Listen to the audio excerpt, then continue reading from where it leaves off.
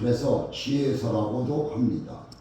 그래서 매일 한 장씩 읽으면 우리가 한 달에 제일 길은 날이 31일까지 있습니다. 우리 짧은 날이 며칠까지 있어요? 29일까지 있죠? 29일은 딱 한 달이죠. 그렇습니다. 그러면 30일입니다. 그러면 30일 날은 마지막 날에는 31장까지 읽으면 매일 그래도 내가 한 장씩 읽는 겁니다. 하나님 말씀을. 그러다 보면은 이 지혜가 내기에 도달하게 되는 것입니다. 그러면 어떻을까요? 이걸 읽다가 와가 나오기 시작하면 다른 데도 내가 눈이 돌려지게 되는 겁니다. 그래서 다른 장도 읽게 되고 시편도 읽게 되고 기도는 우리가 기도를 못한다 하지만 말해야 하는 것이 무엇일까요? 기도는 시편입니다. 우리는 시편을 읽음으로써 기도가 우리는 입에서 나오게 되어 있습니다. 시편이 기도예요. 그래서 기도를 못하는 사람들은 시편을 읽으려고 말을 합니다. 그래서 우리는 항상 지혜서, 전도서, 이 솔로몬이 말씀하신 이 말씀을 항상 우리가 간직하며 살아야 될 줄 믿습니다. 그래서 솔로몬도 그랬습니다. 많은 것을 다 가졌지만 내가 마누라도 1000명이요 재산도 어마어마한 재산을 갖고 있었습니다. 부러운 게 없었던 사람입니다. 그렇지만 나중에는 뭐라고 했어요? 왜? 아무 쓸모가 없다. 이렇게 자기는 아무런 쓸모가 없다 그랬습니다. 헛되다 그랬습니다. 이렇게 솔로몬이 말했습니다. 자기는 세상 걸 다 가져봤기 때문에 그런 소리를 할 수도 있습니다. 그렇지만 우리 같은 사람은 어때요? 나도 솔로몬 같이 가지고 한번 살아보고 싶어. 우리 남자들은 이것이 우상일 것입니다. 그렇죠? 그렇습니다. 그렇지만 그것을 해보고 나니 아무것도 나에게는 이익이 되는 것이 없도다 하는 뜻을 솔로몬이 밝히고 있는 것입니다. 그래서 제가 오늘 가장 좋은 말 한마디가 사람을 살리고 사람을 죽인다는 말씀을 가지고 제가 전해드리려고 하는 것입니다. 그래서 오늘 제목이 가장 좋은 말. 가장 좋은 말은 뭘까요? 우리 주님께서도 말씀하셨죠. 지혜롭게 살아라. 뭐같이? 뱀같이 지혜로워라 하는 것입니다. 그래서 뱀이 지나가면 어떨까요? 자국이 납니까? 안 나죠? 그렇습니다. 이렇게 뱀은 모든 것을 하나도 남김이 없이 다니는 동물입니다. 그리고 뱀은 엄청나게 더럽다고 그랬는데 깨끗한 동물이랍니다. 왜 그럴까요? 뭐 때문에? 우리는 인간은 뭐를 먹어요? 잡동사니를 다 먹어요. 그렇죠? 뱀은 뭐만 먹고 살아요? 이슬만 먹고 살아요. 그래서 엄청나게 깨끗하답니다. 뱀. 그래서 저도 들은 얘기지만 우리 겨울에 되면 눈이 내리죠. 눈이 많이 내리죠. 그 눈 위에 돌아다니는 뱀을 잡아서 먹으면은 죽을 사람도 산다고 했죠. 그 말 들으셨죠? 이렇게 뱀이 지혜롭고 어떻게 보면 더러운 마귀 사탄도 되는 것입니다.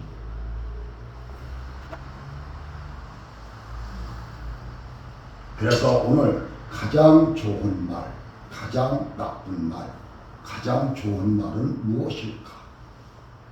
우리 사람은 유독 어떻습니까? 말을 가지고 하는 존재들입니다. 그렇죠? 우리 동물들이나 모든 것이 다 어때? 식물들이나 우리 인간같이 발음을 똑바로 할 수 있는 것은 우리 인간밖에 없습니다. 그렇죠? 그래서 존재라고 하는 것입니다. 말을 통해서 서로 의사를 전달하고 생각을 교환하며 살아가는 것이 우리 인간들입니다. 그래서 이 말이 중요하다는 것입니다. 말 한마디로 사람을 실족시킬 수도 있고 그 사람을 살릴 수도 있고 그 사람을 아주 시궁창에다가 박아 넣을 수도 있는 그러한 우리 입술이 되는 것입니다. 우리 혀가 이렇게 권세의 혀라는 것입니다. 하나님이 우리 창조하실 때 모두 하나님의 자녀들에게는 너와 나와 할 것 없이 다 능력을 혀에게 50%다 준 겁니다. 저 여기 서 있는 목사 똑같습니다, 여러분들. 능력은 하나님이 주신 달란트는 똑같이 받은 것입니다. 유독 잘난 것이 있어서 여기 선 것이 아닙니다. 그래서 말은 그 사람의 생각이고 어떻습니까? 여러분들의 각자의 생각입니다. 말은. 그렇죠? 그래서 수준 있고 인격이라고 말할 수도 있겠죠. 그런데 말이라고 해서 다 좋은 말만 있는 것은 아닙니다. 어떤 말은 아무 의미가 없는 말도 있습니다. 툭툭 던지는 것이 저 사람이 받는 사람은 아무 의미도 없어. 저 새끼, 우리 이런 말 잘 쓰죠. 내가 여기서 이런 말을 하면 저 새끼 자꾸 뭔 말을 하는 거야, 저거. 뭐 쓸데없는 말을 줬다고 그러고 있어. 이렇게 속으로 얘기를 한다는 얘기입니다.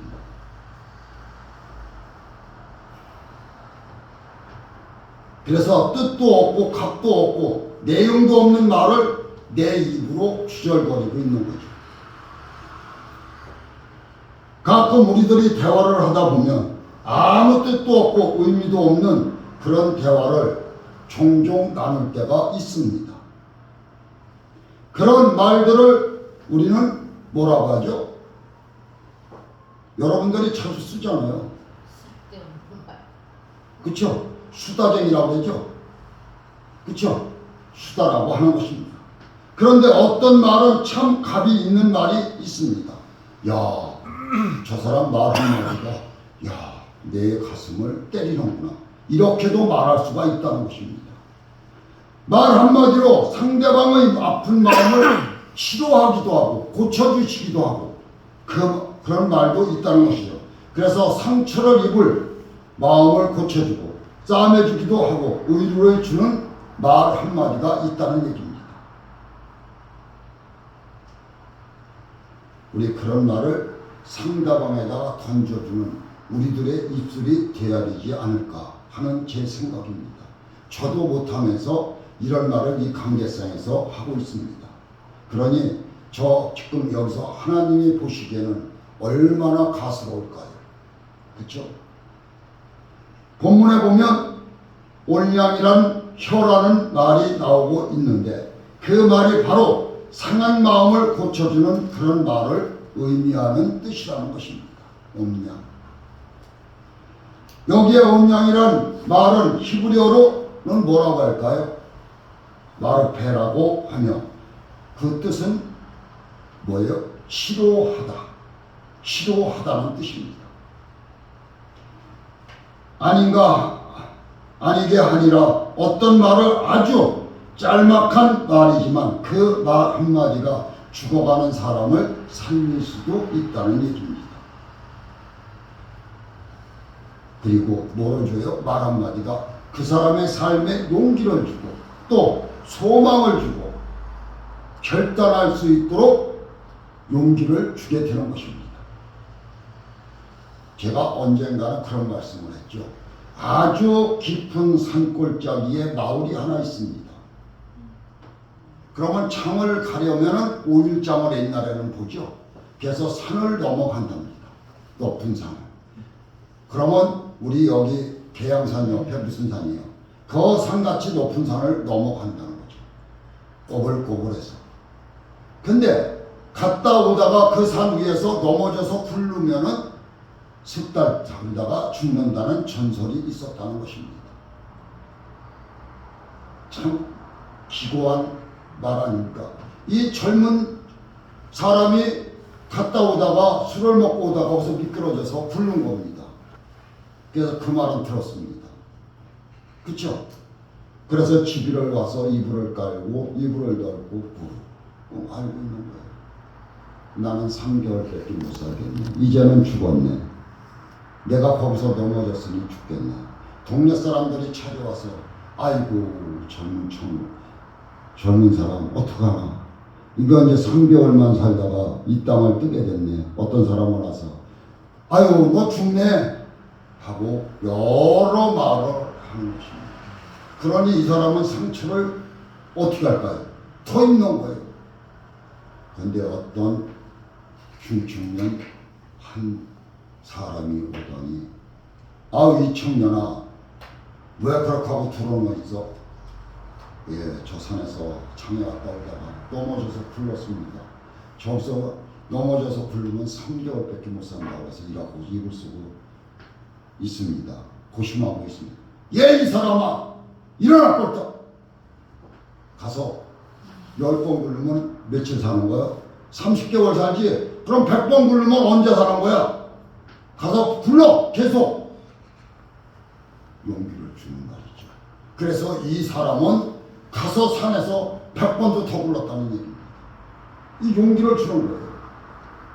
그리고는 그 마음이 싹 달아나는 거죠. 우리는 뭐예요? 병은 어디서 오는 거예요? 내 마음에서 오는 거예요. 모든 것이. 그래서 용기를 주고 소망을 줄 수 있는 입술이 되어야 되는 거예요. 이렇게. 한번 생각해 보실까요? 북한에서 우리 비행기를 몰고 기손한 사람 다 아시죠? 누구예요? 이은평이라는 사람은 짤막한 글귀 한 구절을 마음을 먹고 남아했다는 것입니다. 그 글귀가 어느 잡지책에 나온 짤막한 광고 글절입니다. 구절입니다. 뭐라고 되어 있는 거 구절일까요? 라면에는 뭐를 넣어야 된다? 계란을 넣어야 된다. 이 짧은 말 구절 한 절을 보고 비행기를 몰고 남한으로 남아한 것입니다. 이은평이가 와서 얘기했죠. 모릅니까? 저만 아는 거예요. 제가 잘못했나요? 매스컴에도 나왔어요. 글귀라 합니다. 배고픈 사람에게는 그 글귀는 결정적으로 영향을 미쳐서 그만 그 비싼 비행기를 몰고 남아한 겁니다. 남한에서는 어때요? 박수 치지 않습니까? 비행기를 몰고 넘어갔어요. 말 한마디 글귀 한 절에 얼마나 큰 영향을 미친 것입니까? 그래서 본문을 보면 유순한 말은 분노를 쉽게 한다고 말하고 있습니다. 그리고 지혜자의 혀는 선을 베풀고 온양한 혀는 곧 생명나무라고 칭호하는 것입니다. 그러니까 우리 입술이 이렇게 권세가 세다는 얘기입니다. 우리 혀가 조그맣지만 얼마나 권세가 높은지를 모르는 것입니다. 그래서 제가 말씀드리잖아요. 아픔과 고통과 시련이 올 때는 기도하라. 내 손 얹고 기도하는 겁니다. 크게 하십시오. 누구처럼 우리 수요 금요일에 제가 무지한 말씀을 드리죠. 누구처럼? 다니엘처럼 기도하는 겁니다. 그리고 누구처럼? 에스더처럼 기도하는 겁니다. 한나는 어떤 사람이었어요? 애를 못 낳는 사람이었어요. 하나님 앞에 얼마나 울면서 기도했으면은 제사장이 들어와갖고 네 술 먹고 기도하냐고 했어요. 그 정도로 했다는 얘기입니다. 그래서 응답을 들은 거예요. 그래서 누구를 낳았어요? 유명한 사무엘을 낳은 겁니다. 그래서 이 여인이 뭐라고 했어요? 내가 젖을 뛰는 그날에 하나님 앞에 드리겠습니다. 한 겁니다. 그래서 젖 뛰자마자 하나님 앞 제사장한테 갖다 줬죠. 걔는 그래서 어디서 사는 거예요? 하나님의 몸된 데서 자라났습니다. 그래서 유명한 하나님의 선지자가 된 겁니다. 다윗을 기름 부어 세웠고 사울을 기름 부어 세운 사람입니다. 그래서 23절을 보면 때에 맞는 말은 아름다운 말이라는 뜻입니다. 그리고 16장 24절을 보면 선한 말은 뭐예요? 꿀송이 같이 달다고 하는 것입니다. 그리고 양약같이 치료가 된다는 얘기입니다. 그러니 여러분들의 혀가 얼마나 귀하고 귀한 혀들입니까? 우리 여러분들의 혀를 이렇게 귀중한 혀라는 것을 아시기 바랍니다. 그런데 이번에는 그 반대로 생각 없이 내뱉는 말 한마디가 상대방의 상처를 주며 상대방의 뭐를 감정에 치솟게 만들고 혈기를 내뿜을 정도로 나올 수 있는 말을 던져서는 아니 된다는 얘기입니다. 그리고 말 한마디에 상대방이 상처를 입으면 어떻게 될까요? 평생을 그 사람은 머리에 담고 있는 겁니다. 어떤 말은 무심코 그냥 한마디 툭 던졌어요. 우리 그런 말 있죠? 내가 돌을 그냥 무심코 딱 던졌는데 누가 맞아 죽어? 개구리가 맞아 죽는다고 하죠. 그렇습니다. 그러니까 우리 입으로 내뱉는 한마디가 상대방을 쓰러뜨릴 수 있다는 얘기입니다. 상대방을 실족시킬 수 있다는 얘기입니다. 그리고 상대방을 뭐가 되게 좌절감 가지게도 만들 수 있다는 얘기입니다. 그래서 평생을 마음에 한을 남기게 된다는 얘기예요. 그런 말을 해서는 우리는 안 된다는 얘기죠. 그래서 우리 다윗이 아들 압살롬에게 반란을 당했죠. 쫓겨나죠. 다윗이 아들한테 왕궁을 뺏기고 쫓겨납니다. 도망. 머리 감을 새도 없이 쫓겨납니다. 신발도 거꾸로 신고 쫓겨나는 거예요. 그래서 시골로 쫓겨납니다. 정신없이 피신을 가고 또 제대로 신지 못해 채 초라한 모습으로 유랑 생활을 하게 되는 것입니다. 얼마나 다윗은 눈물이 날까요? 아들한테 쫓겨나니. 도대체 신지 못한 채 쫓겨나는 이 모습 얼마나 정말 서글플까요? 그때 실몬이라는 사람이 다윗 일행을 뒤쫓아오면서 온갖 입에 담을 수 없는 욕과 저주와 말을 퍼붓기 시작하는 겁니다. 사무엘하 16장 5절입니다. 그때 다윗이 얼마나 수모를 당하고 창피를 당했는지 곁에 있던 신하가 말을 합니다. 저놈의 목을 칠까요? 성도 여러분, 여러분들에게 내가 욕을 퍼붓습니다. 그러면 어떨까요? 받아치죠. 그렇죠? 그렇지만 다윗은 이렇게 내 부하가 말을 했습니다. 저는 목을 잘라 죽일까요? 했습니다. 그런데 다윗은 말을 이렇게 했습니다. 가만히 두어라.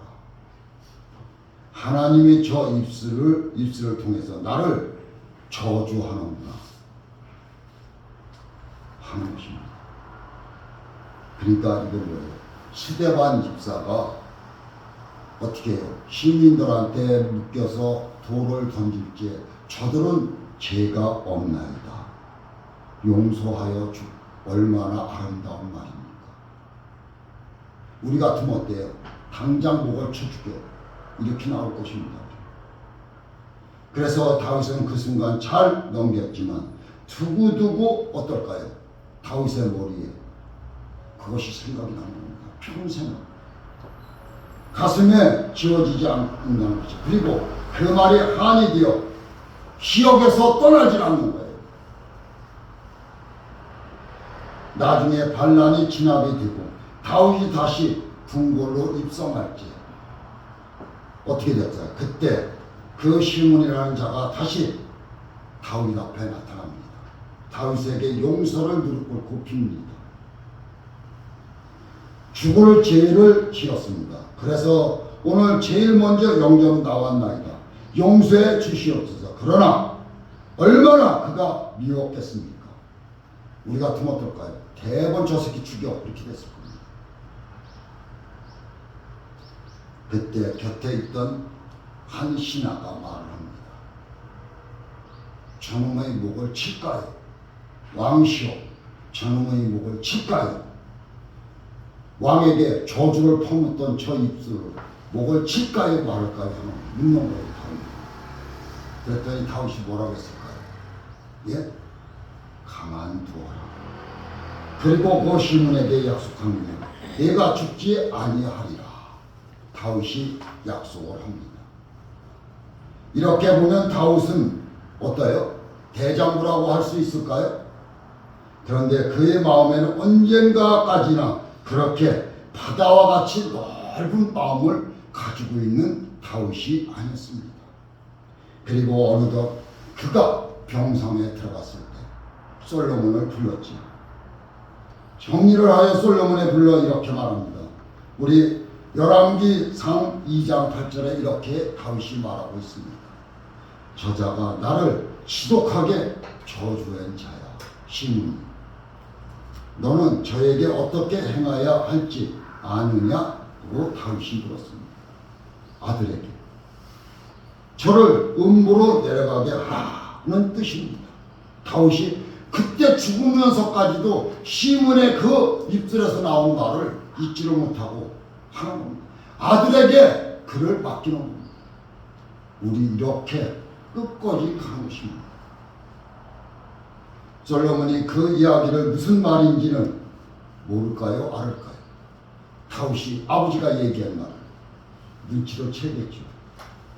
그래서 솔로몬은 다윗이 죽은 후에 법을 어긴 시몬을 데려다가 처형합니다. 그래서 시몬은 죽습니다. 천하 대장부 다윗도 그 말 한마디를 소화해내지 못하고 마음에 꽁꽁 죽을 때까지 품고 있었던 것입니다.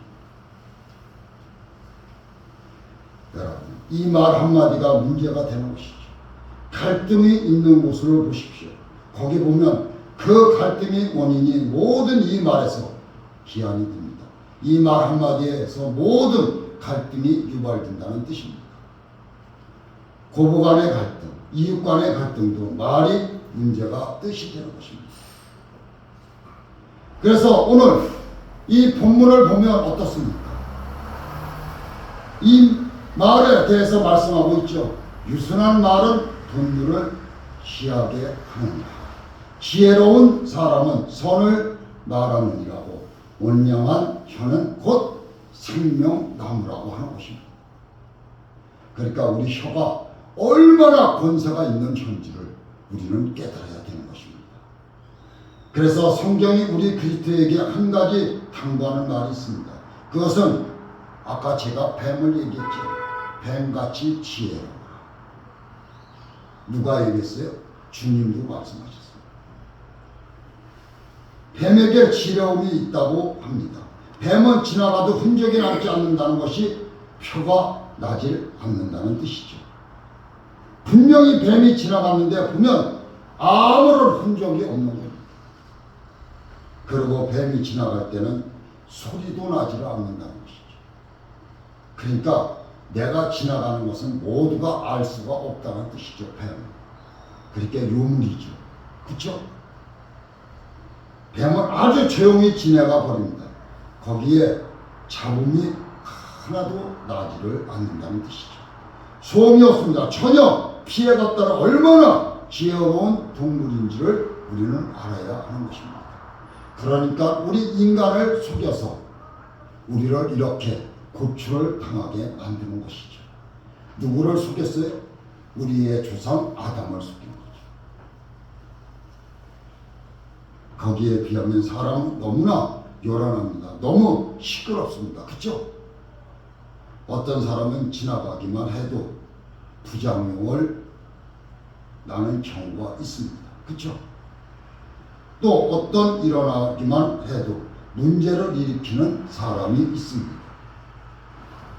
그래서 주님은 뱀처럼 지혜로우고 우리에게 당부 말씀을 하는 것입니다. 그렇다면 말 중에 사람들에게 가장 기쁨을 주는 말들이 어떤 것일까요? 어떤 것이라고 여러분은 생각하고 계십니까? 말 중에는 사람을 기쁘게 하고 행복하게 하고 즐겁게 해주는 말이 우리 세 가지로 제가 한번 말씀을 드려보려고 합니다. 첫째, 뭐라고 할까요? 제가 내가 좋아. 내가 좋아. 무조건 내가 좋아 하면 저 사람이 나에게 침을 뱉을까요? 그렇죠? 안 뱉죠? 이 짤막한 한마디가 사람을 그렇게 기쁘게 하고 행복하게 하고 즐겁게 할 수 있는 이 한마디입니다. 나는 네가 좋아. 나는 네가 그냥 다 좋아. 얼마나 정답고 친근한 말입니까? 사무엘상 20장에 보면 다윗과 요나단이 서로 주고받은 이야기가 나옵니다. 우리 잘 아시죠? 요나단은 누구의 아들이에요? 누구의 아들이죠? 사무엘의 아들입니다.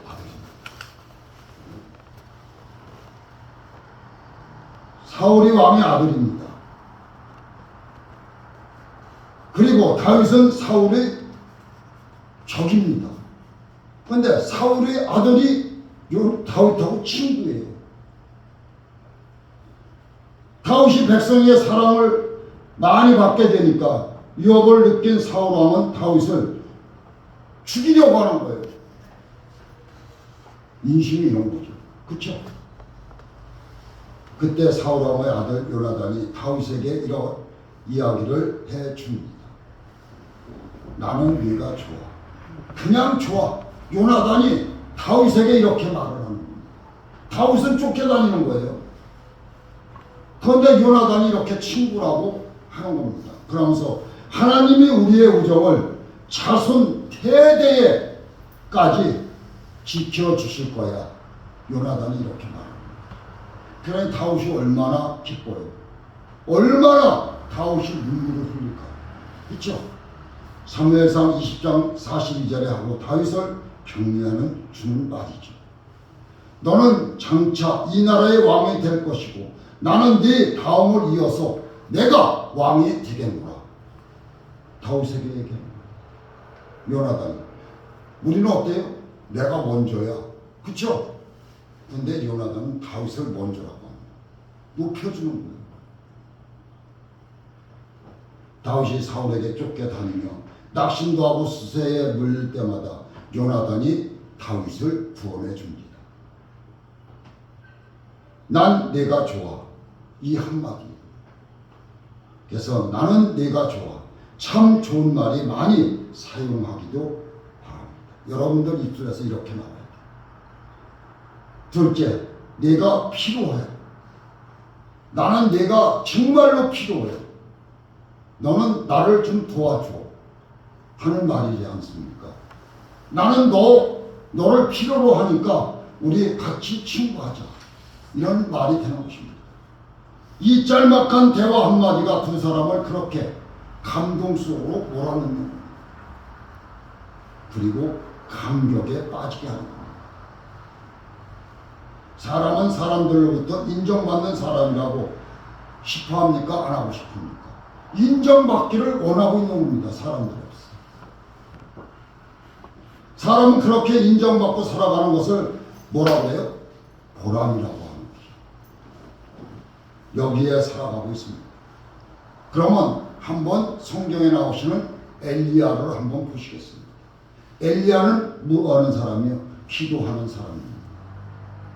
그런데 그렇게 850명을 모가지를 쳐서 죽여놓고 하나님 앞에 무릎 사이로 기도해서 3년 6개월 동안 비가 안 내리는 비를 아합에게 내리게 해줬습니다. 이렇게 하나님과 동행하는 사람이 그의 아합의 마누라가 누구예요? 몰라요? 설교를 수십 번 했는데 더 해야 되겠는데 이사벨이죠. 왕비. 이사벨이 너 이놈의 새끼 내가 못 쳐 죽일 거야. 그 한마디에 도망가잖아요. 엘리야도. 그 도망가서 느닷나무 밑에서 앉아서 죽는다고 그러잖아요. 근데 느닷나무가요, 우리가 이렇게 큰 나무인 줄 아죠? 요만한. 왜 그늘이 되겠습니까? 이런 거 이렇게 조그만. 그랬더니 하나님이 어떻게 하셨어요? 하나님이 의인이니까. 하나님이 택한 백성이기 때문에 죽으려고 하는데 먹지도 않고 있는데 땡빛에서 뭐를 통해서? 까마귀를 통해서. 우리는 까마귀가 울거나 나타나면 뭐라고요? 나쁜 징조라고 그러죠. 그렇지만 까마귀가 밥을 갖다 줘서 엘리야가 살았습니다.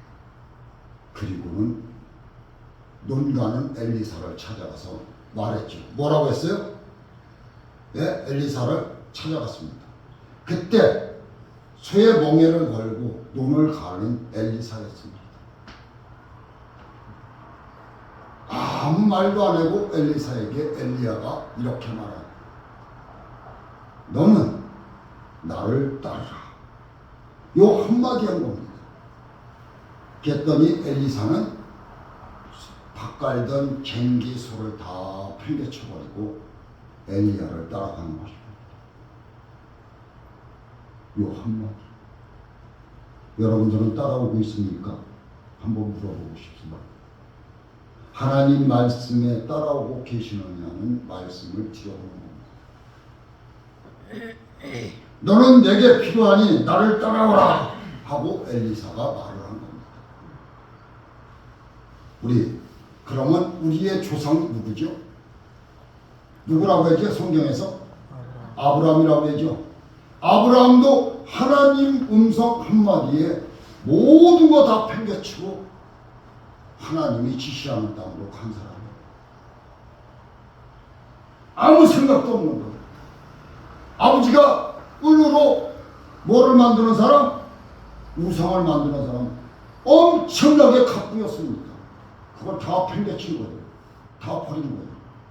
그리고 하나님의 말씀에 그냥 따라간 거예요.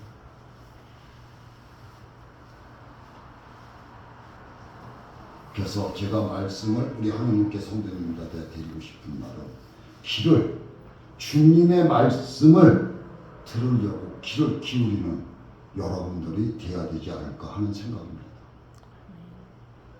그래서 베드로도 형제 요한 형제가 고기를 잡을 적에 누구를 만났어요? 예? 예수님을 만났잖아요. 뭐라고 했어요, 예수님? 내가 사람을 남는 업으로 만들어 주겠다. 베드로와 요한에게 얘기해요. 그래서 다 그물이고 배부치 다 팽개치고 주님을 따라간 겁니다. 말 한마디.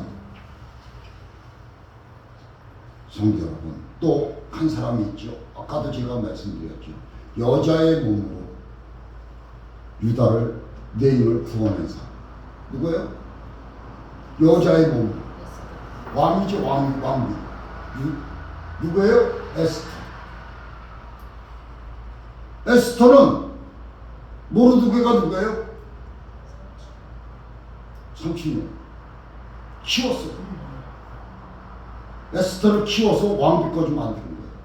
너를 거기에 하나님께서 보낸 이유는 이 유대인을 구원하라고 너를 보낸 거예요. 그러니까 어떻게 하라는 거예요? 그 한마디에 에스터는 목숨을 내놓고 왕 앞에 나가는 거예요. 그 당시에는 왕이 부르지 않을 때 왕비고 누구고 왕 앞에 나가가면 그 자리에서 목을 쳐 죽였어요. 그러니까 어떻게 된 거예요? 에스터는 목을 내놓고 간 거예요. 왕 앞에. 그 정도로 에스터는 기도를 한 겁니다. 에스터는 그냥 왕에게 나타났어요? 모르드게가 그 말을 듣고? 아니. 유대인들 모두 나가 3일 동안 금식할 때니 여러분도 함께 금식하며 기도합시다. 이러고 기도하라. 모르드게. 그리고 3일이 끝나고 나서 왕에게 간 겁니다. 그랬더니 왕이 에스터를 사랑으로 베풀잖아요. 이 내가 가지고 있는 것에 절반이라도 네가 달라고 하면 주겠다고. 에스터에게. 그랬더니 에스터는 그럼 우리는 어떨까요? 예, 이쪽 땅 이만큼 주세요. 나 이만큼 주세요 했을 거예요. 그리고 그 자리에서 유대인들을 이렇게 누가 죽이려고 하는데 구원해주고. 그렇대 에스터는 그러지 않았습니다. 내일 내가 잔치를 벌릴 테니 거기에 나 장과 같이 함께 오십시오. 그렇죠? 그래가지고 거기서 그는 모든 것을 그날도 얘기 안 하고 그 이튿날 얘기하게 됩니다. 이렇게 에스터는 4장 14절에 이때 네가 만일 잠잠하여 말이 없으면 유대인은 다른 데로 말미암아 누님과 구원을 얻으리와 너와 네 아비 집을 멸망하리라고 하는 겁니다. 그래서 에스터는 유대인을 구원하러 나간 거예요. 말씀드린 거죠. 어때요? 내 죽으리면 죽으리라는 거죠. 에스터는 그 한마디의 말에 위험을 무릅쓰고 죽으면 죽으리라 각오를 가지고 함께 나가 백성의 구원을 위해서 다급하게 탄원합니다. 이 말 참 매력이 들어있는 그런 말 아닐까요? 디모데후서 4장 9절 11절에 보면 사도 바울이 디모데에게 편지를 합니다. 너는 어서 속히 내게로 오라. 대만은 이 세상을 사랑하며 데살로니가를 버렸고 그레스에게는 갈라디아를 가버렸고 디모데는 달마디아를 가버렸고 지금 누가만 남아 함께 있느니라. 네가 올 때에 마가를 데리고 오라. 제가 내게 필요하니라. 필요하니 내게로 와라. 편지를 써서 보낸 겁니다. 그랬더니 두 말 않고 온 겁니다. 우리 이렇게 할 수 있을까요? 믿음이 있는 사람이라면 어떨까요? 가지요. 그렇습니다. 너는 어서 속히 내게로 와라 하는 것입니다. 그 말은 지금 네가 철실히 필요하단 말입니다. 그리고 올 때 마가를 데리고 오라. 이 사도 바울이 얼마나 치밀하게 말을 하는 겁니다. 말 한마디 한마디를 그들이 오게끔 만드는 거예요. 그것은 뭐예요? 내가 진실로 필요하다 하는 뜻입니다. 이 말은 사람에게 용기를 주는 그런 말이 되는 것입니다. 셋째, 친구가 되어 주어라는 말입니다. 이 간단한 말이 속에 신뢰의 뜻이 들어있지 않습니까? 말 속에 믿음이 들어가 있지 않습니까? 상대방에게 친구 되어 달라는 말 속에는 전폭적인 신뢰를 담는 말이 있습니다. 그리고 누가복음 19장을 보면 삭개오가 나옵니다. 예수께서 삭개오에게 어서 내려오라. 내가 오늘 밤에 네 집에 가겠노라고 말을 합니다. 그 말 한마디에 삭개오는 그만 어떻게 감격이 넘치는 거예요. 그리고 인색한 사람이 그 자리에서 재산의 절반을 가난한 사람을 위해서 내놓겠다고 선언하는 것입니다. 이 사람 얼마나 힘들고 어렵게 재산을 모았겠습니까? 그런데 내 재산 반을 뚝 잘라서 내놓겠다는 거죠. 어려운 사람들을 위해서 쓰겠다. 그랬더니 오늘 밤에 내가 네 집에 가겠다. 주님이 말합니다. 그 말이 무슨 뜻입니까? 이게 무슨 뜻이에요? 내가 너와 친구하겠다는 거죠. 주님께서 삭개오에게 그 말을 뜻하는 겁니다. 그 말 한마디에 삭개오가 그렇게 감동을 받는 거예요. 감격하면서 잔치상을 차리는 거예요. 그러니까 우리는 주 안에서 좀 고급스러운 삶을 살아갈 필요가 있을까요? 없을까요? 저는 있다고 생각합니다. 그러면 먼저 나누는 것도 필요하고 함께 울어주는 것도 필요하고 함께 희생하는 것도 필요합니다. 그것보다도 더 쉬운 일부터 할 수 있어야 하지 않을까 하는 것입니다. 그것이 뭘까요? 왜? 여태까지 이 목사가 입이 아프게 말을 했는데 우리 요게 뭐죠? 입이죠. 말 한마디를 상대방을 죽이기도 하고 살린다는 것입니다.